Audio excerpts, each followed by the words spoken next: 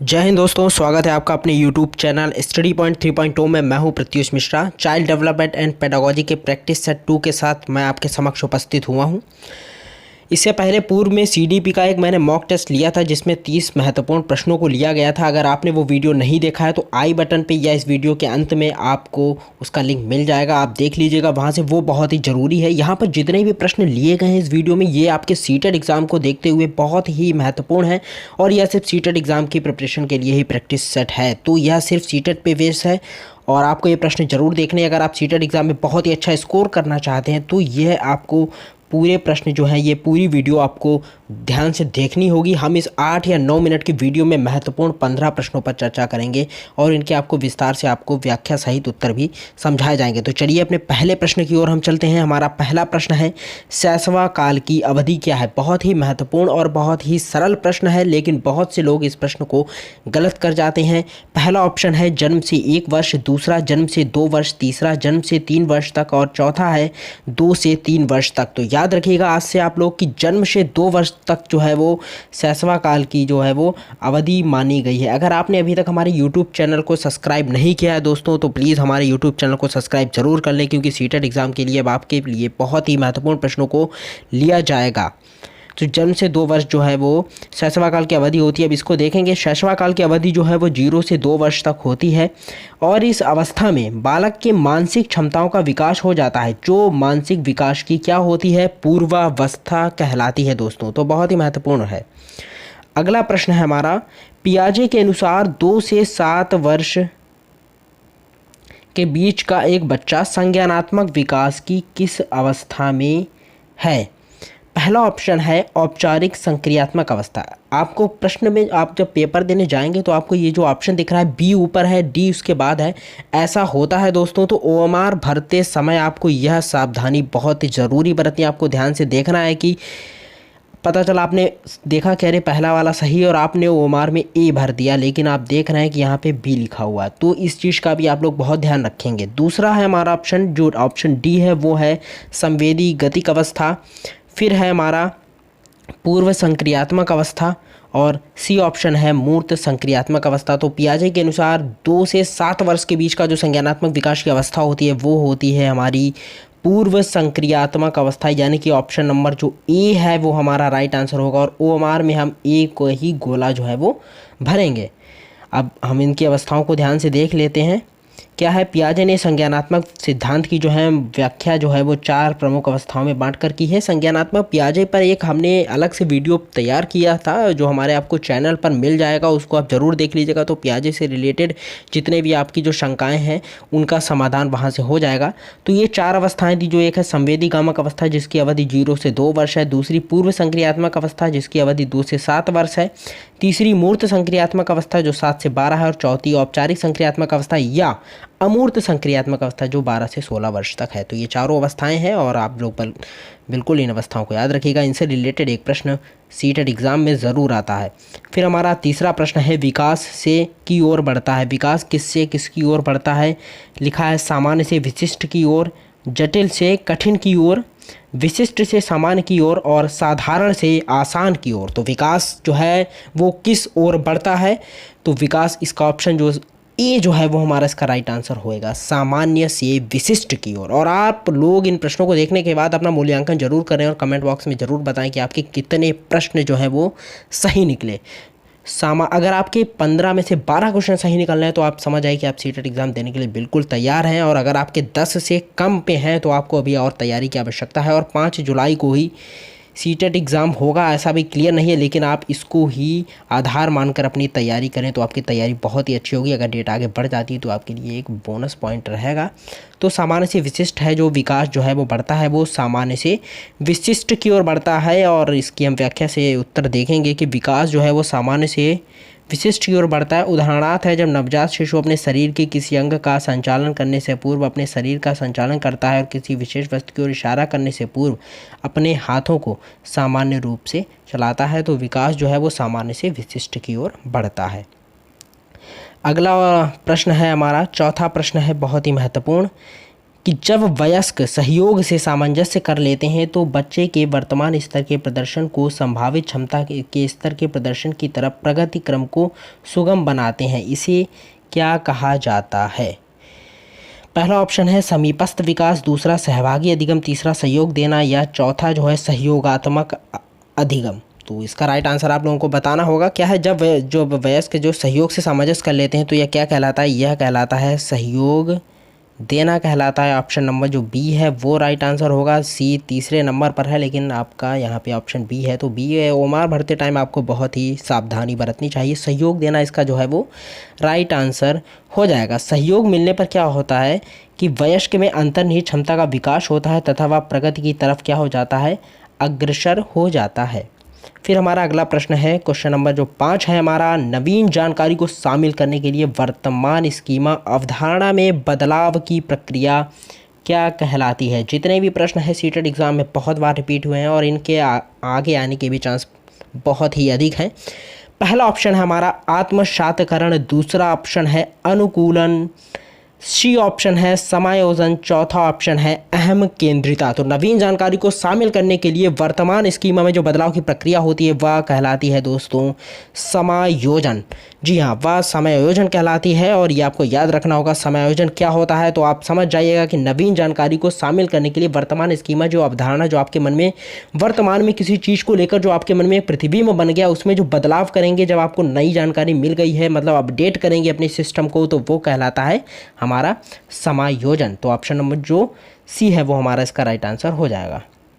और ये सीटेट बाल विकास और सितंबर 2015, ये जितने भी प्रश्न हैं सब आए हुए ही प्रश्न हैं। ऐसा कोई भी इसमें प्रश्न ऐसा नहीं है जो कई बार रिपीट सीटेट एग्ज़ाम में ना हुआ। अगला प्रश्न है हमारा क्वेश्चन नंबर 6 जो है वो मध्य वाले अवस्था में भाषा और खाली जगह है के बजाय फिर खाली जगह अधिक होता है। मतलब मध्य वाली अवस्था जो होती है उसमें भाषा किसके बजाय कैसी होती है? पहला ऑप्शन है अहम केंद्रित होती है। मध्य वाले अवस्था में भाषा अहम केंद्रित होने के बजाय सामाजिकृत होती है, या सामाजिकृत होने के बजाय अहम केंद्रित होती है, या जीववादी होने के बजाय सामाजिकृत होती है, परिपक्व के बजाय अपरिपक्व होती है। तो आप जानते हैं कि जब बालक जो होता है वो मध्य वाला अवस्था में होता है तो उसके अंदर क्या होता है? सामाजिकता की भावना होती है? नहीं होती, बिल्कुल भी नहीं होती। सामाजिक नहीं होता, वह अपनी ही जिद चलाता है और वह अपनी ही मनमानी करता है।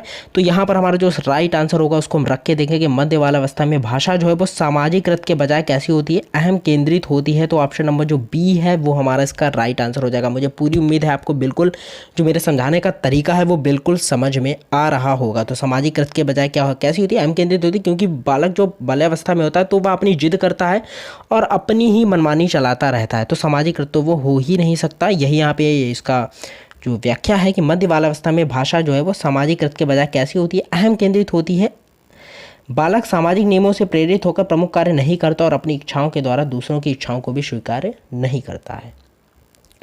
नेक्स्ट है हमारा प्रश्न क्वेश्चन नंबर 7 जो है वो बाल केंद्रित शिक्षा में शामिल है।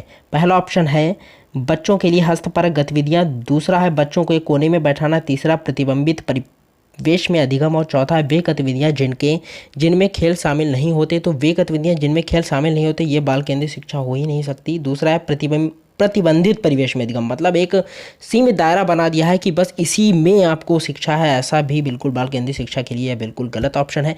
बच्चों को एक कोने में बैठाल देना ये बाल केंद्रित शिक्षा हो ही नहीं सकती, क्योंकि बाल केंद्रित शिक्षा का मतलब है बालक को केंद्र बिंदु मानकर शिक्षा देना। तो बाल केंद्रित शिक्षा में शामिल है बच्चों के लिए हस्तपरक गतिविधियाँ, मतलब बालक जो है वो विद्यालय में कुछ ऐसी गतिविधियों में भाग लेता रहे, तो यही होती है बाल केंद्रित शिक्षा। जो ऑप्शन नंबर ए है वो हमारा इसका राइट आंसर हो जाएगा।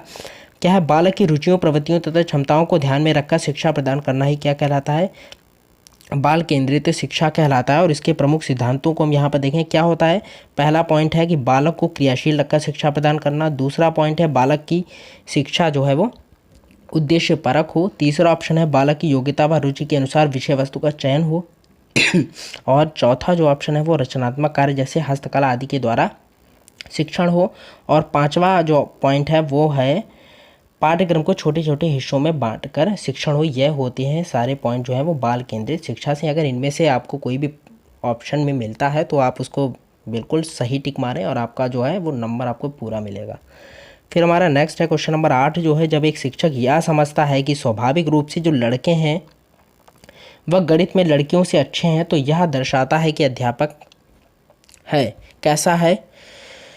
पहला ऑप्शन है, यहाँ पे थोड़ा सा एक्स्ट्रा हो गया है तो ये कुछ नहीं है यहाँ पे। पहला ऑप्शन नीतिपरक है या लिंग जेंडर पक्षपाती, तीसरा शिक्षाप्रद, या डी है सही दृष्टिकोण वाला। तो अध्यापक जो है वो बालक में पक्षपात कर रहा है, उसका मानना है कि लड़के ही गणित में परफेक्ट हैं, लड़कियां नहीं हैं। तो यह सही दृष्टिकोण तो नहीं हो सकता, ना ही यह शिक्षाप्रद है, ना ही ये नीतिपरक है, यह है लिंग जेंडर पक्षपाती। और इससे रिलेटेड सीटेट एग्जाम में आपको एक प्रश्न जरूर मिलेगा जो जेंडर से रिलेटेड आता है। तो यह प्रश्न जो भी लिए गए हैं वो आपको एक पैटर्न समझा रहे हैं एग्ज़ाम का कैसा पेपर होता है। तो यहाँ पे ऑप्शन नंबर जो बी है वो हमारा इसका राइट आंसर हो जाएगा। अब इसकी व्याख्या देख लेते हैं। यहाँ पे लिखा है, एक शिक्षक यह समझता है कि स्वाभाविक रूप से लड़के जो हैं वो गणित में लड़कियों से अच्छे होते हैं, तो यह लिंग रूढ़िबद्धता की तरफ जो है वो इशारा कर रहा है। क्वेश्चन नंबर 9 है, समावेशी शिक्षा मानती है कि हमें खाली जगह को के अनुरूप बदलना चाहिए, यानी कि बच्चे को व्यवस्था के अनुरूप बदलना चाहिए, या व्यवस्था को बच्चे के अनुरूप बदलना चाहिए, या परिवेश को परिवार के अनुरूप, या बच्चे को परिवेश के अनुरूप बदलना चाहिए। तो समावेशी शिक्षा जो है वो ऐसी व्यवस्था जो बच्चे के अनुरूप हो वही उसी में समावेशी शिक्षा जो है वो सही मानी जाती है। तो व्यवस्था को क्या है वो बच्चे के अनुरूप बदलना चाहिए। समावेशी शिक्षा ये मानती है कि जो व्यवस्था है उसको बच्चे के अनुरूप बनाओ, बच्चे को उसमें इंटरेस्ट आए, बच्चे को उसमें अच्छा लगे। तो ऑप्शन नंबर जो बी है वो हमारा इसका राइट आंसर हो जाएगा। और इसमें लिखा है, समावेशी शिक्षा का तात्पर्य है कि हमारी शिक्षा व्यवस्था बच्चों के अनुरूप होनी चाहिए, बालक की आवश्यकता को ध्यान में रखते हुए इसके लिए उपयोगी शिक्षा दी जानी चाहिए। अब हमारा क्वेश्चन नंबर 10 है, बच्चों में ज्ञान की रचना करने और अर्थ का निर्माण करने की क्षमता होती है, इस परिप्रेक्ष्य में एक शिक्षक की क्या भूमिका होती है। पहला ऑप्शन है, देखिए जब आप सीटेट का एग्ज़ाम देखने जाएं तो एक बार अगर आपको प्रश्न नहीं आ रहा है तो ऑप्शन को 3 बार पढ़िए, आपको चौथी बार में आपको बिल्कुल करेक्ट पता चल जाएगा कि इसका सही उत्तर क्या है। देखते हैं, पहला ऑप्शन है, तालमेल बैठाने वाली कैसी होनी चाहिए भूमिका। तालमेल बैठाने वाली की, संप्रेषक और व्याख्याता की, या सुगमकर्ता की और निर्देशक की। तो एक अध्यापक को ऐसा होना चाहिए जो बच्चे के लिए एक सुगम व्यवहार, ऐसा व्यवहार हो जिससे बालकों को अगर किसी चीज़ में कठिनाई हो रही है तो वे उसे आसानी से कह सकें। तो यहाँ पर ऑप्शन नंबर जो सी है वो सुगमकर्ता की भूमिका होनी चाहिए एक अध्यापक की, ताकि बालक जो है वो अपनी किसी भी परेशानी को कहने में शिक्षक या शिक्षिका से बिल्कुल भी हिचकिचाए ना।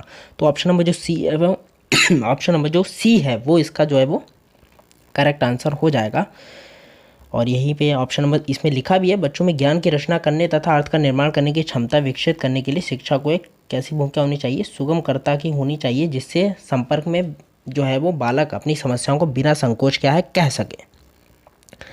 नेक्स्ट हमारा 11वां है, इनमें से कौन सी विशेषता प्रतिभाशाली बच्चे की नहीं है। प्रतिभाशाली बालक का मतलब क्या होता है वो आप समझ जाएंगे। प्रतिभाशाली बालक की पहली विशेषता है कि उच्चतम श्रेणी की उसकी मानसिक क्रियाएं होती हैं, उसकी आत्म क्षमता उच्च होती है, अंतर्दृष्टिपूर्वक समस्याओं का समाधान करने की क्षमता प्रतिभाशाली बालक में होती है। और इसमें लिखा निम्न औषधीय मानसिक क्रियाएं प्रतिभाशाली बालक की निम्न नहीं बल्कि उच्च औषधीय मानसिक क्रियाएं होती हैं। तो ऑप्शन नंबर जो सी है वही इसका राइट आंसर हो जाएगा।